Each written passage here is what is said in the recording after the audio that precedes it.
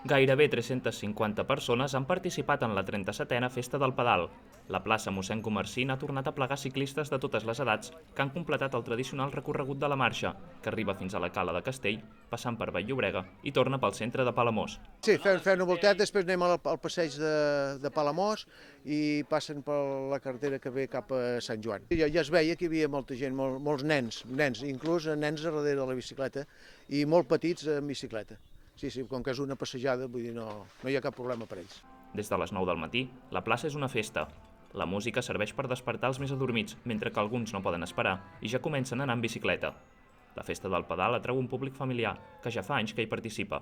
Ja fa uns quants anys que venim i la veritat que és una festa molt maca, per venir en família, amb els nens i disfrutar-lo. És una trobada que ens els pren cada any i els nens t'ho demanen, no? A la Festa del Pedal.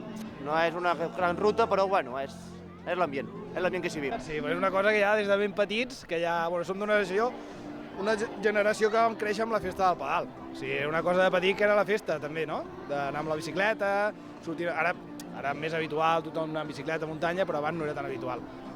Tot i això, sempre hi ha algú que la fa per primera vegada. La família ja venen fa molts anys i ens van dir que aquest any ens apuntéssim nosaltres també i hem vingut tota la família, els cosins i tot.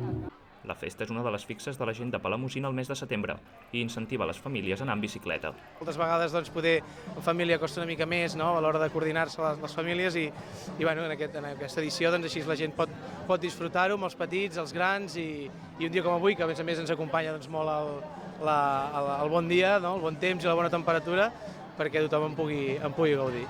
Ho intentem sortir de tant en tant. Bueno, una mica.